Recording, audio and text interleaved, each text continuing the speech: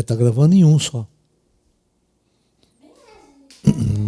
Bom, então bom.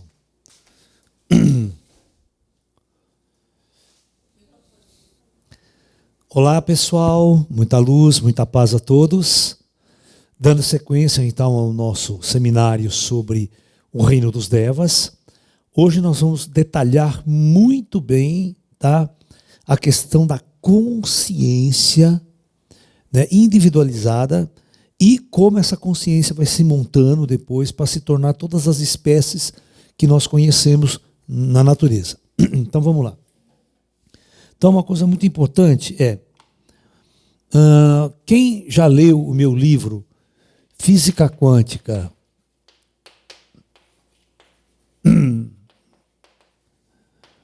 e Espiritualidade,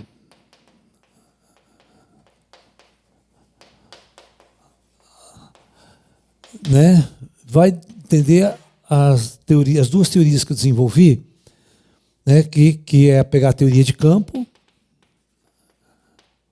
do Einstein, né, e simplesmente entendê-la como pegar ela na ideia bidimensional e entender que quando você tem uma partícula que vibra numa certa energia, você tem o elétron, tá? Quando você tem uma partícula que vibra de um jeito diferente, você tem o próton. Quando você tem uma partícula que vibra de um jeito diferente, você tem o nêutron. E eu criei dentro desse esquema uma partícula diferente, né, chamada C, partícula de consciência. Então, veja bem, da mesma maneira que do campo original, do campo divino, né, da essência divina, que tem toda a matéria, a base da matéria, e tem a consciência, gerando ela, o próprio ser divino, nós criamos uma ideia da seguinte maneira para raciocinar melhor. Que todo micro-organismo, né, ele é composto de quê? Lá no micro-organismo, dentro dos vírus, tudo isso aí, que nós estamos discutindo hoje. Então, tudo é feito de átomos. Tudo são feitos de átomos, né? E os cientistas, pesquisando a natureza, descobriu que a natureza possui 92 elementos atômicos. 92 tipos de átomos. Onde esses átomos são, na sua construção, né, uma ideia de uma eletrosfera, tem um núcleo,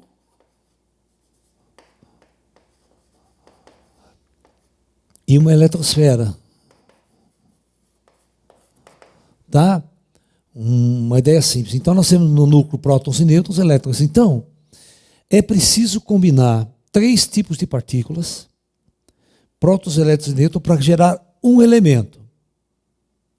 Isso é muito, mas muito, numa escala da mais microscópica que vocês possam entender. O tamanho, né, a consistência de um elétron, o volume de um elétron nunca foi medido até hoje, para vocês terem uma ideia. Nunca se tem ideia dessa partícula como uma entidade, assim, volume. Ela é uma entidade ondulatória, né? Então ela é muito estranha. Então, veja que para você ter você tem um elemento e você tem uma molécula. Uma molécula é o quê? É uma junção de núcleos atômicos, de elementos atômicos, né? Você tem H2, por exemplo. O H2 é uma molécula de hidrogênio, tá? Quando você tem o H2O é uma combinação já de 2 elementos químicos e nós temos uma molécula de água. Ok? E assim sucessivamente, na combinação dos elementos atômicos, nós vamos ter cadeias muito grandes. Para formar a vida, por exemplo, os elementos que a gente chama de orgânicos, os elementos orgânicos são todos aqueles elementos que na sua composição leva carbono, hidrogênio basicamente oxigênio e muitas outras coisas, tá? Então, o que a gente chama de elemento orgânico, que vai gerar vida. Então, veja bem, para você ter um organismo, a gente chama de organismo vivo, quantos átomos e moléculas não tem que ser combinada? É coisa de trilhões, vocês não têm noção. Tá? Você pega trilhões de átomos, vai juntando, para dar um organismo, dá uma bactéria, um vírus. Vocês não têm noção do trabalho que dá sequenciar o DNA de um vírus, por exemplo. Porque são muitos átomos, são milhares de átomos acoplados, associados. Né? Então, você tem que entender que lá no princípio de tudo, lá no começo de tudo, é uma junção de milhões de moléculas atômicas para gerar um organismo funcional. Agora imagine, para gerar um organismo como o ser humano aqui, quantos trilhões e quaquilhões de átomos não estão combinados para gerar um organismo que a gente chama avançado adulto. Tá? Então, aqui, quem já estudou um pouco de biologia, estudou química, tal, tem uma noção da quantidade de átomos que você tem em uma grama. Vocês lembram do número do Avogadro? Na química? Vocês nem conhecem o cara, né, coitado? Né? O número de Avogadro é o número de átomos que você tem numa certa quantidade de massa de elemento químico. Tá? Esse cara estudou para tentar dizer quantos átomos tem. Então é uma coisa que sobe a milhões. Entendeu? Em uma grama de matéria, quantos átomos existem ali. Então, agora nós vamos pegar esse mesmo raciocínio e nós vamos fazer o seguinte. Essa partícula C, na verdade, eu simplifiquei. Eu posso ter vários tipos de partícula C. Não precisa ter uma só. Eu posso ter tipo C1, tipo C2, tipo C3, tipo C4, da mesma forma com prótons, elétrons e nêutrons. Mas respeitando só. E a combinação dessas partículas aqui, unindo-se, conectando-se, você vê, eu tenho 3 partículas, prótons, elétrons e nêutrons. Eu combinando esses dois, eu tenho 92 elementos. E combinando os 92 elementos, eu tenho tudo que a natureza oferece até hoje para nós. Então, eu posso simplesmente pegar 3 parâmetros de partículas ligadas à consciência, fazê-las unir-se e formar o que nós chamamos padrões de consciência.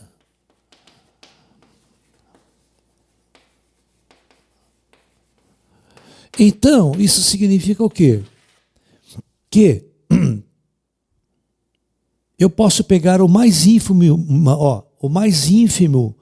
organismo vivo, tá? Por exemplo, muito microscópio, o vírus.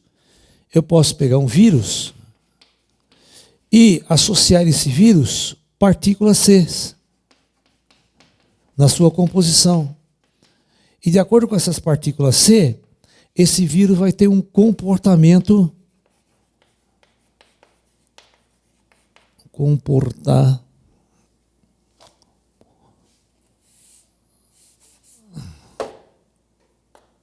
vai ter um comportamento e uma consciência associado a ele.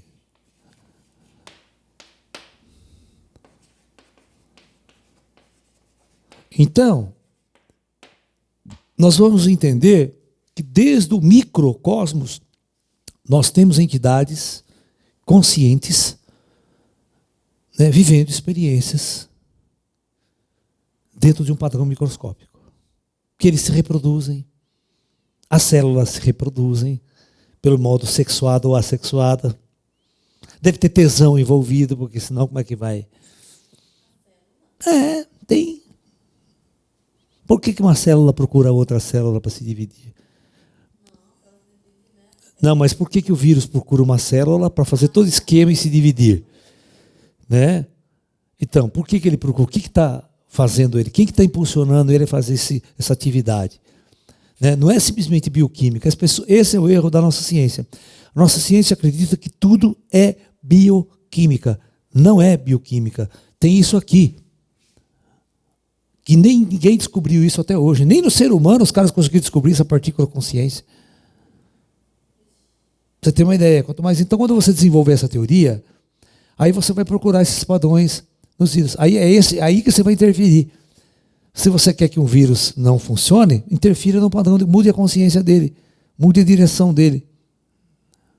Entendeu? Mas ele tem um padrão de sobrevivência, citou. Então, ele vai agir de acordo com um padrão que não é bioquímico. Ele vai ser... É a mesma coisa que um cachorro. Por que um cachorro? O cachorro, pelo faro dele, ele sabe o que é comida e o que não presta para comer. A consciência, ele decide. Você quer bosta, não vou comer bosta. Ele vai comer outra carninha, eu como. Tem consciência, então você acha que é vida ou não? Claro, tudo que tem consciência é vida. Entendeu? Tudo é vida. Tudo que age dentro de um padrão tem uma consciência associada a ela. Então é por isso que você vai agora estudar, organizar um pouquinho, você vai pegar um inseto. O inseto já é um projeto super organizado. Né? Todos os órgãos ali dele, toda a estrutura que ele tem, esquelética, é uma tecnologia envolvida ali que você não imagina. E associado a ele um padrão de consciência, que são combinações dessas partículas C, que vai dar o padrão de comportamento dele. Ok? Que vai dar o nível de inteligência dele, vamos dizer, o nível de consciência dele. Tem. E à medida que você vai avançando, que você vai subindo aos níveis superiores do reino Deva, você vai implantando essa consciência do jeito que você quiser. É só ir combinando essas partículas C, você vai ter elementos complexos.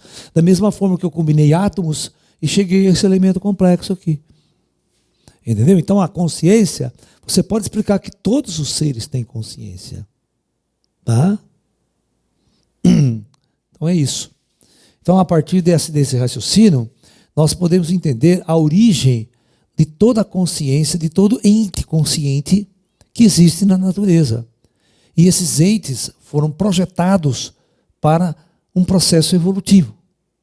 Então, eu tenho padrão de consciência que eu associo ao próprio organismo, ao próprio átomo. Então, eu posso chegar à conclusão que um elemento atômico, presta bem atenção no que eu vou escrever aqui,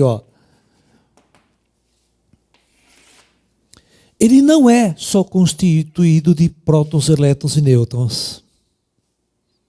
Tá ok? Ele não é. É que os físicos não descobriram essa partícula. Mas todos os elementos, né, associados a eles. Então, eu vou fazer uma coisa mais complexa ainda. Eu não sei se vocês vão conseguir entender, porque é um processo da física quântica, ela é mais complexo. Porque até hoje os físicos não desenvolveram um modelo das partículas ainda com precisão, tá? Não desenvolveram. Então, eles não desenvolveram um modelo para o elétron, não desenvolveram um modelo para o próton, e nem tampouco para o nêutron. Mas a gente sabe que o elétron, eles chamam de partícula fundamental. Eles não acharam nada, mas o próton e o nêutron, eles são composições de um elemento menor que é chamado de quark. Os físicos chamam de quarks, que compõem esses dois aí, mas isso aqui é indivisível. Então, mas tem uma outra partícula que está associada ao elétron, ao próton e ao nêutron, que os físicos não acharam ainda.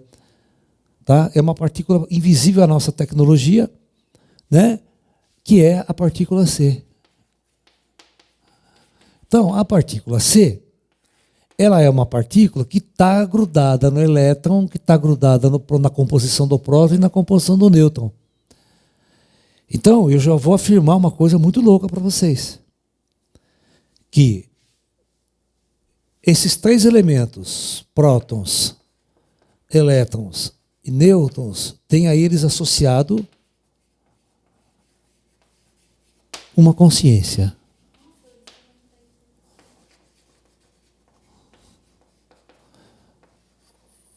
Ok? Então, a matéria que você chama de matéria morta, uma pedra, por exemplo, uma rocha, um silício, um cristal, existe uma consciência naquele elemento. Por isso que nós batizamos, por exemplo, né, por isso que a gente fala do espírito de Gaia, o espírito do planeta Terra, o espírito dos elementais. Aí que abre uma porta para a gente discutir, né, os elementais da natureza, que são as estruturas básicas. Os elementais são a água, né, o ar, fogo e o quê? E terra. Né? Tem mais alguma coisa? Então, na água, você sabe qual que é o elemental da água? É as ondinas. As ondinas. Você sabe qual que é o elementar do ar? Os silfos. Você sabe qual que é o elementar do fogo? Ah, agora vocês sabem, né? Salamandra.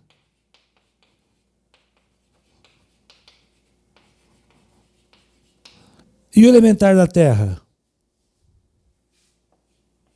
Não. Os duendes.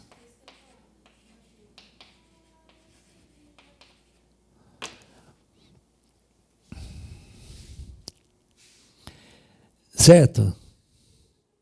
Alright? Então isso significa que você pega o elemento como a água, H2O, por exemplo, por que tem um espírito associado? Por que tem uma consciência associada, um elemento associado, um elemento que pode ser inteligente? Né? Por isso que você pode manipular o mar, e você tenha, né, aquelas mitologias. Por que os africanos têm toda uma relação com o espírito das águas, com o espírito dos elementos das águas, Iemanjá. O que representa Iemanjá para a Umbanda, para o Candomblé? O que ela é? É um elemento, na verdade é o espírito dévico da água, né? É o espírito da água, né? Então, silfos, o espírito do ar, fogo, a salamandra, certo? Lá no fogo, na fogueira, você vê as salamandras, como se tivesse um padrão de inteligência ali associado, tá? Então, daí que vem essa questão de você falar que a Terra é um espírito, tem o espírito de Gaia. E o espírito de Gaia se revolta também, provocando terremotos, provocando muita coisa. Quando você fere Gaia, o espírito se rebela contra o ser humano, contra toda a natureza. Tempestades, raios, trovões, né? São os elementais da ar e da água juntos. A Ísis, por isso que tem a deusa Ísis, que ela dominava o elemental, dominava os 5 elementos. Então ela na magia dela fazia raios, trovões, chover, onde não se fazia tempestades. Ela provocava tudo isso, né? Nunca assistiu aquele filminho aí da Ísis, pô? Tem um seriado da Ísis. Aquela morena bonita, deliciosa. Né, Ju? Bonita, danada. Então, tudo começa numa questão fundamental. Todos nós, né, temos essa questão fundamental. Por isso, esse corpo biológico, todo ele, você vê, olha que interessante, ele está funcionando e a minha consciência não está ligada a ele. Eu não controlo o funcionamento biológico meu, ele é automático. O espírito que está usando essa roupa aqui, não controla. Certo? Eu posso até sair fora, dar uma voltinha, dormir, estar lá batendo coração, comida, tudo funcionando, as células funcionando. O espírito não tem consciência direta com tudo isso. Ele não tem. Não, ele não sabe onde que a coisa funciona. Fica doente e só vai sentir dor, tal, porque a dor é um sistema de alarme que o projetista desse corpo colocou para falar para você que você está doente. Entendeu? Senão, vamos supor, nada dói. Daqui a pouco, pum, explode o negócio, você está morto. Você nem percebeu. Né? Ou você põe a mão na chapa quente, começa a queimar a sua mão, você não sente porra nenhuma, não sente nada. Depois, queimou toda a minha mão. Aí já derreteu tudo, detonou tudo. Por isso que tem que sentir dor. A sensação do calor, da dor, é um mecanismo de autodefesa do nosso sistema. Tá? Então é isso. Os caras são fogo na roupa. Tem pergunta? Ou não tem nenhuma perguntinha aí? A massa dos elétrons, prótons e nêutrons foram realmente medidas? Sim, isso dá para medir. Isso dá para medir. Sabe como é que a gente mede? É muito interessante. A gente pega o elétron, por exemplo. Existe, já lá na década de muito antigo, já existia uma tecnologia que eu tenho que envolver chamada câmara de bolhas. Como se fosse bolha de sabão mesmo, sabe? Uma câmara de bolha, como é que fazia? Aí ele metia um puta campo magnético envolvido. Aí ele jogava um feixe de elétrons. Aí um elétron só fazia isso aqui, ó. Que toda vez que uma partícula carregada eletricamente ela entra num campo magnético, ela sofre um movimento circular. Aí você mede o raio disso aqui, mede a velocidade, você tira a massa, porque é meio de MV2. Né? A energia. Né? Você tira a massa, um monte de coisa legal. São até matemática bem simples, não é nem matemática tão sofisticada para fazer. Aí você avalia a massa do elétron, você avalia a massa do próton, você avalia a massa de vários elementos subatômicos. É uma maneira simples, tem outras maneiras de fazer isso hoje em dia. Professor, tanto o macros como o microcosmos são infinitos? Não sabemos. A palavra infinito, o que significa? Vamos ver se você sabe o que significa a palavra infinito. Você falou, é infinito? Ela que tem que responder para mim. O que significa a palavra infinito e o conceito infinito? Isso foi criado lá pelos gregos antigos. É um conceito geométrico. Significa o seguinte, meu amor. A palavra infinito significa não sei. Não é isso. Não, na verdade, nunca a palavra infinito está relacionada a não tem fim. Tá? É muito importante que vocês entendam isso. Deixa eu explicar para você melhor, então. O conceito de infinito não é que não tem fim, viu? Não é nada disso. Tá?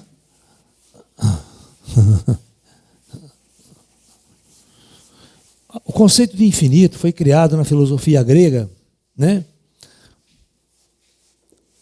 Pelos geômetras gregos, né? Então, quando o Euclides criou os conceitos de geometria, principalmente ele criou a reta, por exemplo, quando ele criou a ideia de reta, que é um conjunto de pontos alinhados, a ideia é assim, essa reta pode se estender até onde? Até onde pode se estender essa reta? Não sei. Por que não sei? Os caras não sabem como é que o universo funciona, até onde vai o universo. Né? Se ele vai ter uma fronteira, se ele termina, se ele não termina. Então, quando você não sabe isso, você faz isso aqui. Pense lá, até onde essa reta pode estender? Então, esse conceito significa não sei. Ou em inglês, I don't know. Né? Então, qual que é a pergunta que ela fez mesmo? Na primária? Professor, tanto o macrocosmos quanto o microcosmos são infinitos? Então, você está entendendo? Não sei. Vou dar a resposta. Ninguém sabe isso. Tá? Você está entendendo? Até que ponto? Até onde você pode ir no micro? Você pode diminuir, teoricamente, até zero, né? Aí tem um fim. Né? O espaço. Você pode comprimir o espaço até um ponto que ele não tem mais nada. Fica zero. Mas agora, o espaço externo, o macro, aí você tem uma ideia de, teoricamente, a gente poderia ter, não sei até onde, né? Mas até onde eu não sei, entendeu? Né? Mas é aquilo que eu falei para vocês, tudo é que vocês pensam, o cérebro de vocês foi programado para pensar numa geometria plana. Geometria plana é uma merda, dá essas descontinuidades do universo. Nós temos muitas equações descontínuas no universo, né? Você quer ver que interessante? Essa é essa função matemática. Y igual a 1 sobre x. Essa função, ela tem um problema quando este número x, então, aí você faz limite, né, de y, né, de f de x, é assim, limite de f de x, né, que é 1 sobre x, quando x tende a zero. Quanto é que dá isso aqui? Né? Uhum.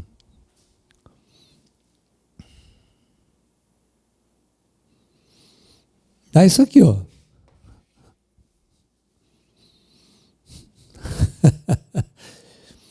Porque vocês têm que entender o seguinte, né? Qual que é o gráfico da função de x? 1 sobre x, vocês sabem? Vocês já montaram o gráfico da função de x? Né? É assim, ó. Y e x. Se você tem uma função dessa daqui, ó, o gráfico é assim, ó. Ou seja, quando você vai se aproximando de zero, o valor de y começa a crescer muito. E se chegar a zero, ele vai para o infinito. Tá? Ou não? Então, esses conceitos aqui são conceitos matemáticos, são conceitos teóricos. Esse conceito eu não sei, né? É uma criação, porque você pensa no universo linear. Você pensa no espaço real linear. Existem duas coisas. Existe uma matemática, que é essa aqui, você vai tudo no desenho. Existe o universo real. Até que ponto você pode associar isso, é uma linguagem, com o seu universo real? Até que ponto o universo real obedece isso aí? Essa foi as grandes descobertas das físicas, né? Porque nós temos duas pessoas dentro de uma universidade. Tem o departamento de matemática, que os caras ficam o tempo inteiro fazendo um quebra-cabeça.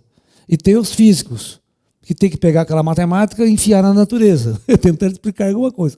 Senão aquela matemática não serve para nada, não passa de um jogo de baralho. Né? Você está entendendo? É óbvio, os matemáticos, nossa, eles elucubram lá as ideias, mas a maior parte não serve para nada. Né? Não se aplica em nada na natureza, então não funciona. Né? E a gente percebeu que a geometria de Euclides não se aplica, só aplica isso aí, fazer construção de prédio, tudo bem, funciona bem.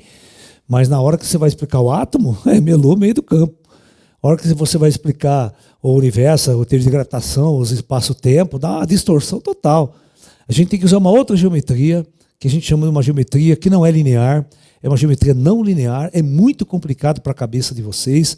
É uma geometria desenvolvida por dois russos, né, que moravam lá na Bahia. Né? Um chama Riemann, outro Lobachevsky. A mulher era da Bahia, Salvador.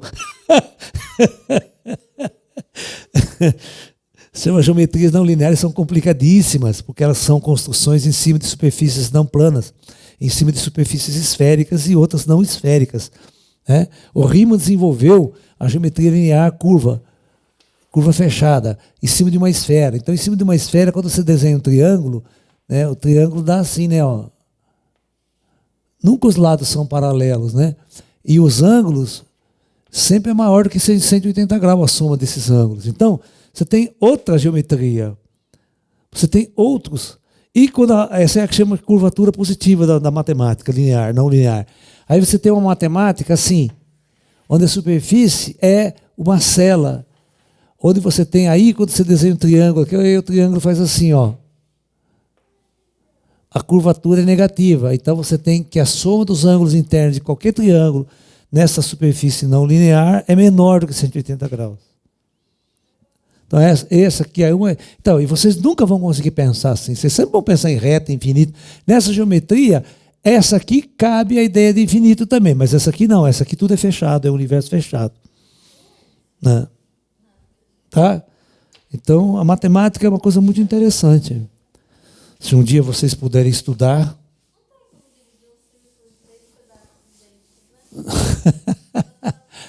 Então, teoricamente, matematicamente não, mas na realidade tem que ter, né? Na realidade tem que ter, né?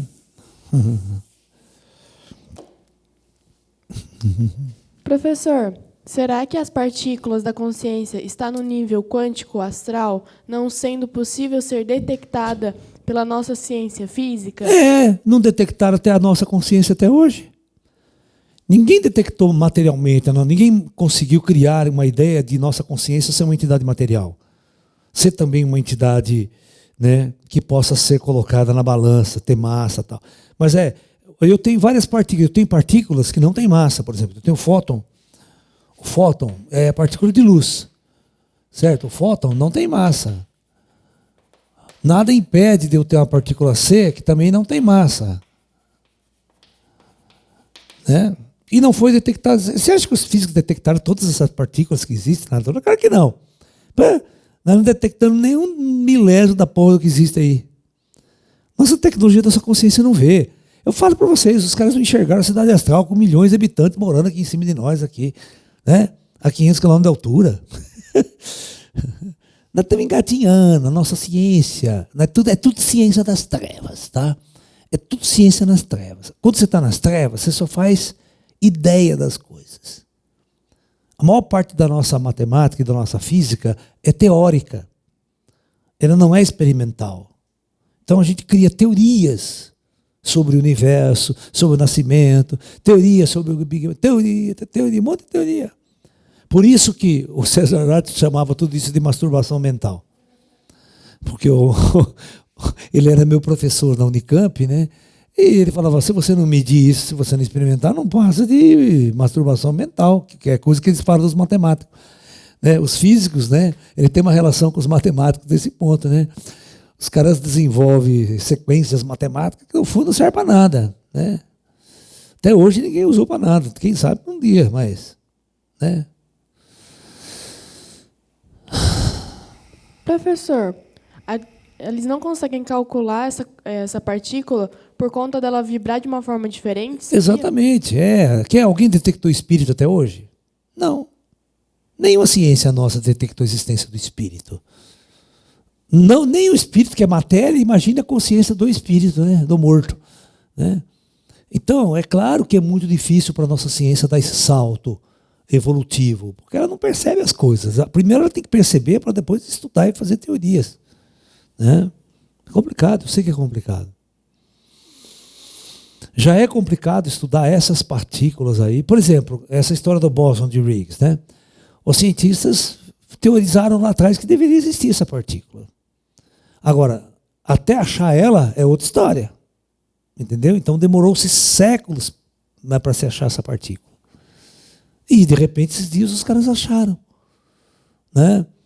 E aí muda tudo. Não, o cara estava certo, o cara tinha razão, ele previu essa partícula e a gente encontrou.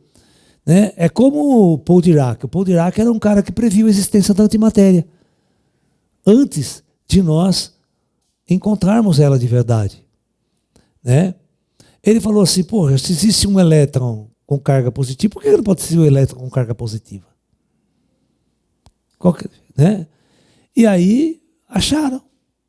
Depois acharam um próton também. E aí estava feita a antimatéria. Um antipróton.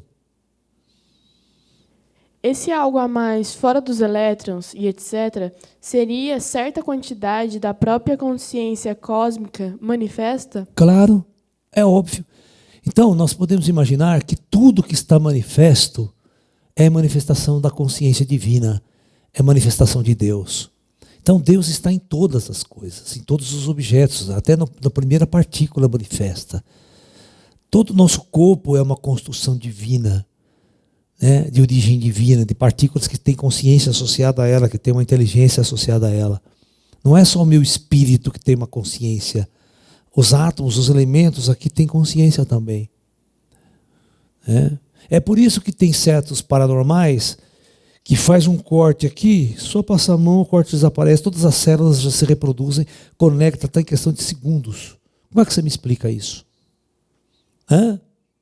Como é que eu explico que se eu fizer um corte aqui agora, naturalmente, se eu largar, demora meses para esse corte cicatrizar e não deixar marcas? Como é que você me explica que um paranormal ou uma tecnologia do espaço pode fechar esse corte em menos de 1 segundo. E não restar nem marca.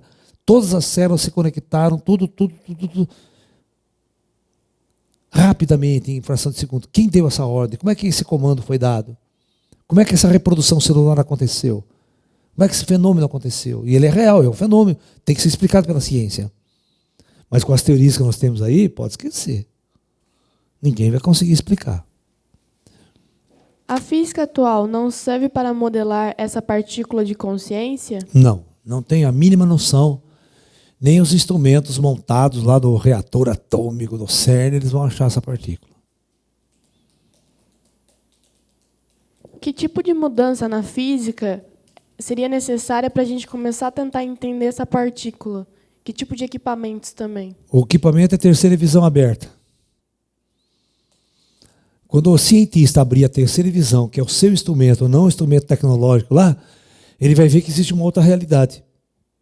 E interagindo com essa outra realidade, ele vai interagir com a ciência que já está pronta. Interagindo com a ciência que está pronta, ele descobre as coisas mais ínfimas. O caminho é esse. O caminho não é ficar nas trevas e tentar descobrir o átomo gastando milhões de dólares, bilhões de dólares naquele reator. Você tem que abrir essa percepção. Os cientistas têm que abrir essa percepção. Essa é a chave da evolução da humanidade. Não é ficar investindo bilhões de dólares num reator para tentar achar como é que funciona o átomo. O caminho está errado. Eles vão demorar, não vão achar nada. Eles vão ficar achando partícula. E outra, eles nunca vão conseguir aplicar esse conhecimento na vida diária. Certo? Porque até hoje tem milhões de conhecimentos da física quântica que a gente não serve para nada, a gente não aplica para nada no dia a dia. Sabe? Só dá para fazer bomba atômica. Né? E outra, e bomba atômica a gente faz por acidente, né? Porque você junta o átomo e sorta lá e sai correndo, né? Seja o que Deus quiser. A gente não, né? É complicado. Ô, Ju, vai ver se meu irmão está aí? Vai lá atender para mim. Acabou perguntas? Bom, então nós podemos dar um passo a mais aqui, agora, né? E entender que quando eu tenho lá o projeto Terra e eu tenho os planos, vamos colocar que aqui nós temos uma natureza também. Quem assistiu o filme Nosso Lar vai ver que os espíritos descrevem lagos, florestas, oceanos, pássaros, animais, flores, tudo aqui no plano astral.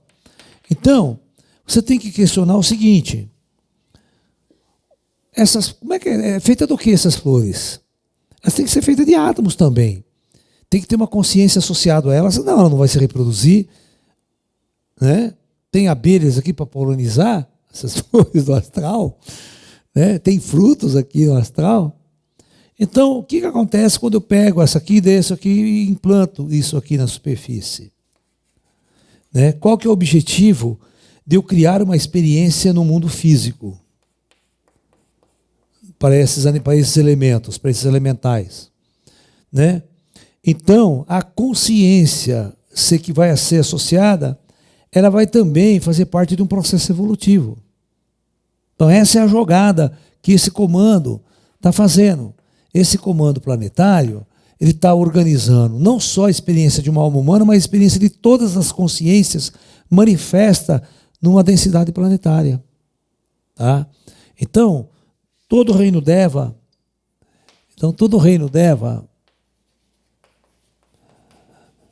é parte de um processo evolutivo, vamos dizer assim, de Deus.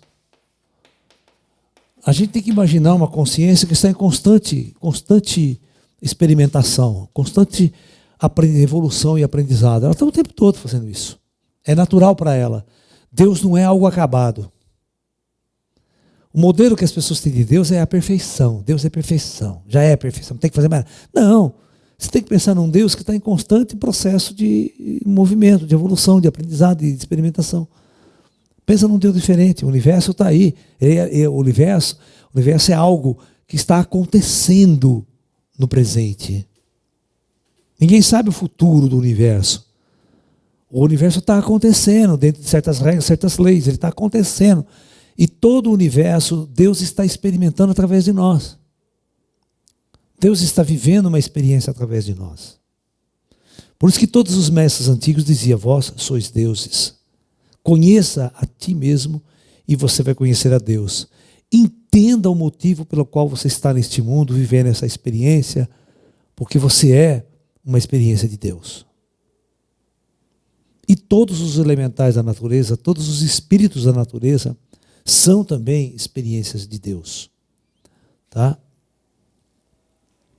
Se tudo vibra, o que chamamos de psicosfera seria um resultado que todas as consciências vibram? Pode-se chamar isso, né? Na física quântica, a realidade existencial é vibração.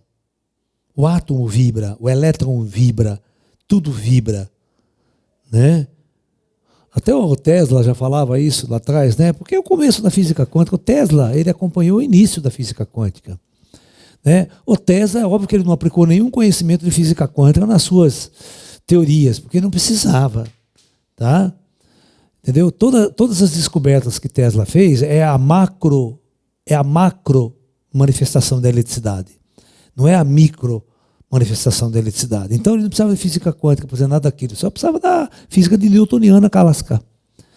Calcular corrente e tal, tudo isso aí é mecânica clássica de Newton. Você não precisava entender de onde vinham as coisas direito, que é do microcosmos, né? A manifestação da... Então, quando os indivíduos foram estudar o microcosmos, teve problemas seríssimos de interpretação ideológica até. O próprio conceito da probabilidade no mundo atômico, da incerteza de Heisenberg, criou uma discussão na física que os físicos não compreendiam, porque o microcosmos tinha que ser probabilístico, não podia ser determinista. Né? Como a física de Newton sempre foi determinista. Né? Então, é uma mudança de paradigma mental para o ser humano muito grande. Não se tem, presta bem atenção, deixa eu explicar uma coisa. Não se pode usar no microatômico, no átomo, nem um modelo geométrico. Não existe geometria no mundo atômico. Tá? Vocês estão entendendo? Não posso usar reta, não posso usar curva, não posso usar esfera, não posso usar nada.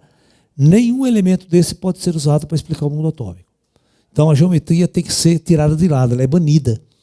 Então, como o nosso cérebro sempre pensou geometricamente, pensou em redondo, quadrado, triângulo, porque nós fomos condicionados, o nosso cérebro, a pensar nas formas. Então nós vivemos o mundo das formas. Mas o mundo atômico não tem forma, é um mundo amorfo. Mas eu vou tentar entender isso. Mas qual que é por exemplo, até hoje ninguém sabe qual é a forma de um elétron. Qual é a cor? Será que ele tem cor, colorido? Né? Qual que é a forma dele? É bonito, feio, horrível, quadrado? A partícula C não está dentro do espectro eletromagnético, mas poderia estar no espectro das ondas escalares? A primeira coisa que a gente tem que começar a entender, né? Quando a gente chama de onda escalar, a gente não pode, é um termo que a gente usa na física, mas o escalar não é uma onda, tá? A gente pega uma onda convencional e destrói ela e transforma numa grandeza escalar. Então, ela deixa de ser uma onda, ela é uma grandeza escalar, tá? Então, a primeira coisa que vocês têm que entender quando for estudar, essa palavra onda escalar não existe, tá? Ok? Ela não existe. Porque se é onda, não é escalar. Se é escalar, não é onda. A dualidade das ondas e partículas só existe porque não se pode precisar de ondas e elétrons se encontra? Não. Aonde se encontra? Peraí, enroscou um bicho aqui. Enroscou um devo aqui. Né? Eu entendi mais ou menos a sua pergunta, ela não conseguiu ler direito lá, mas deixa eu explicar para vocês. O lance é o seguinte. Por que o conceito da dualidade partícula-onda? Até hoje os físicos não sabem, tá? Então já deixo de claro isso para vocês. Os físicos não sabem. Quando eles vão tentar entender como que o elétron é feito, do que ele é feito, como que ele é feito, ele é composto do quê, e como ele está manifestando no mundo. Então, o problema é o seguinte, tá? Para observar o mundo atômico e tirar essas conclusões, eu preciso fazer experimentos. Eu não enxergo o elétron, eu não vejo ele, tá? Não tiro fotografia dele. Então, eu preciso montar um aparato experimental para tentar entender o comportamento e tentar fazer um modelo de como ele é. Então, todos os aparatos que foram montados até hoje tinham um problema muito sério. Um determinado aparato mostrava uma característica ondulatória das partículas elementares, tanto do próton, do nêutron, quanto do elétron. E quando eu mudava o aparato experimental, essas mesmas partículas se comportavam de uma maneira corpuscular, maneira de partícula. Então, o que surgia? Aí o cara falava, mas que merda. Por que ora eu a vejo como uma onda e ora eu a vejo como uma partícula? Então, qual foi a resposta? Não sei. E essa resposta não está feita até hoje. Ninguém sabe. Ninguém sabe. Então, os físicos começaram a falar assim, então o elétron é duas coisas, mas nunca ao mesmo tempo. Né? Eu nunca sei como é o elétron quando ninguém observa ele, quando ninguém mede ele. Eu só sei que quando eu meço, ele comporta como uma onda. Quando eu mudo o aparato, ele se comporta como uma partícula. Mas quando ele não está sendo observado, ele está andando aqui, eu não sei como é que ele é. Eu não tenho terceira visão, não sei como é que funciona essa merda. Esse é um dos problemas da ciência moderna. É falta de tecnologia, falta de capacidade de entrar lá no mundo atômico e ver como é que funciona. Esse é o limite do cérebro humano. A ciência não vai para frente, ela está estagnada e não vai sair do buraco. Enquanto o homem não desenvolver a consciência. Não adianta, a nossa física está estagnada e não vai sair daí. Ninguém consegue desenvolver até hoje novas teorias que são revolucionárias na capacidade de pensamento humano. Não existe, não tem. Ou seja, esgotou a capacidade intelectual dos cientistas. Eles não vão mais para frente. Vocês estão me entendendo? Chegou no fim. O cientista não consegue, com esse nível cerebral que ele tem, com esse nível intelectual que ele tem, ele não consegue imaginar além. Não adianta, ele não vai imaginar. Ele está limitado pelas leis do karma.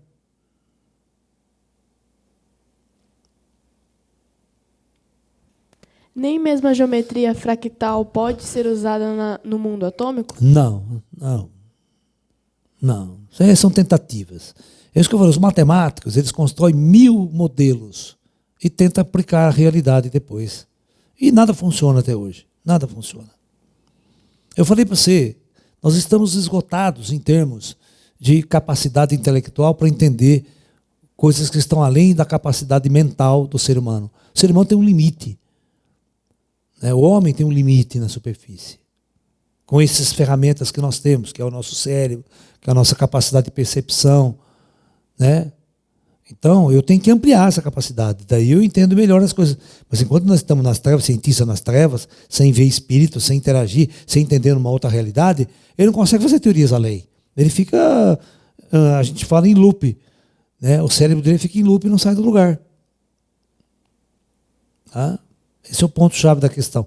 Essa é a grande dificuldade de nós humanos aqui tentar entender o que acontece no reino do Deva, na consciência. É muito difícil isso. Certo? Para mim também é muito difícil entender tudo isso. Eu tive que sentar com os espíritos, tive que entender, eu tive que ser levado para ver os devas, para ver os devas inteligentes, para ver os seres dévicos de ascensão dévica aqui, entendeu? E tentar interagir com eles. A própria língua já é um problema. O próprio padrão de inteligência é diferente.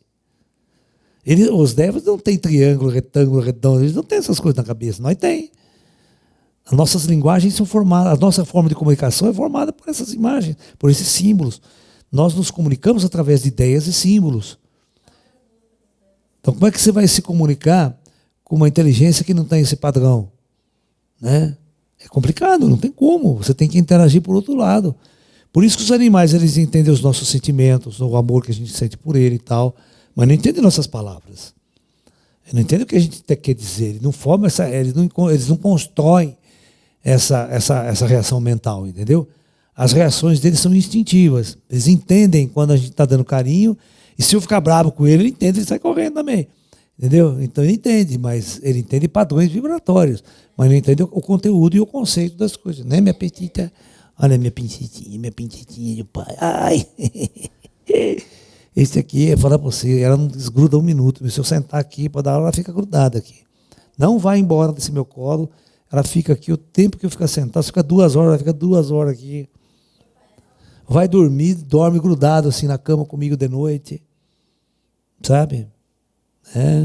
Professor, a gente não entender essa consciência dévica se dá por conta do nosso ego embutido na hora que a gente decide entrar nessa linha do karma? Sim, veja bem, se a gente não sabe nem da gente, como é que a gente vai querer saber dos outros? Vocês perceberam que a gente não sabe nada sobre nós mesmos? A gente não sabe nem de onde a gente veio, o que a gente está fazendo aqui e tal. Agora você vai tentar entender o resto. É muito complicado, porque entender o resto tem que passar primeiro a entender a nós mesmos. A mesma coisa, entender os ETs, você tem que entender você primeiro. Todas as vezes que eu encontrei os ETs e fiz pergunta para eles sobre eles revoltavam a pergunta porque queriam saber se eu entendia sobre mim mesmo. Então eles falavam para mim, você só vai entender quem somos nós, Laércio, quando você entender quem é você. Enquanto você não resolver essa questão do você não consegue entender o que está à sua volta. Você não consegue entender os animais, você não consegue entender as plantas, as flores, os pássaros. E você não vai conseguir entender o ET também. Tá? Por isso que a nossa interação com o nosso semelhante é uma interação de conflito, é uma interação de guerra, é uma interação de interesse. A maior parte das pessoas relaciona-se com os outros por interesses. Né? Se a mulher for bonita, tiver bunda gostosa, opa, agora eu vou me interagir com ela. Mas se for feio, horrível, não quero nem ver. Certo? Então, existe interesse. Existe interesse. As pessoas têm relações de interesse. Opa, aquele cara é rico, deixa eu interagir com ele que eu vou ganhar uma grana. Óbvio. É assim que funciona. É uma relação de interesse. O ego tem essa relação de interesse. Então, esse é o ponto-chave da questão, infelizmente. Então, todos os seres, todos os animais, o padrão de consciência deles é uma soma, é uma somatória de partículas de consciência aos bilhões, hein? Na verdade, por exemplo, tem um organismo, tem um cérebro como o nosso aqui.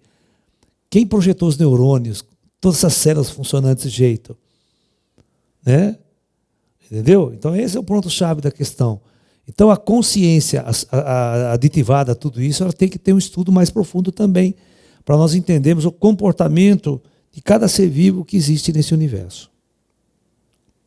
Professor, será que com o momento que o espírito entender a consciência dele e entender o funcionamento desse corpo biológico, ele consegue expandir e se iluminar? Sim, e entender todo o resto? Isso é iluminação. Né? O espírito fica fazendo no astral? Evoluindo, tentando entender, tentando aprender, tentando crescer. Ninguém fica lá no astral, principalmente no astral superior, né? Nosso lar, plano da luz, as cidades que estão no plano da luz, o que o espírito fica fazendo lá? Né? É todo um processo de tentativa de elevação da consciência mesmo, e tentar aprender, evoluir e tentar entender a nossa jornada nos planos dentro da matéria. E aí quando você entende isso, aí você respeita os animais. Aí você entende que toda a consciência que está lá faz parte de mim mesmo. Manifesta naquela experiência, naquela consciência. Por isso que você vai entender agora o enxame de abelha. O que é um enxame de abelha?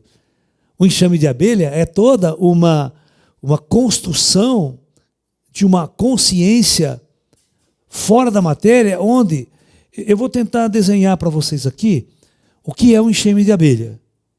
E vou tentar entender. Vocês vão ver se vocês vão entender. Eu vou fazer isso aqui, ó. Eu vou chamar isso aqui da consciência da colmeia. Tá ok? E aí, eu vou desenhar aqui embaixo, aqui são as abelhas, físicas. Como a consciência não é uma entidade física, a consciência não é, a partícula C, ela não tem massa. Então ela não pode ser encarada como uma entidade física. Ela é uma entidade energética. Ok? Então, presta bem atenção. Então, o que acontece? Acontece isso aqui, ó.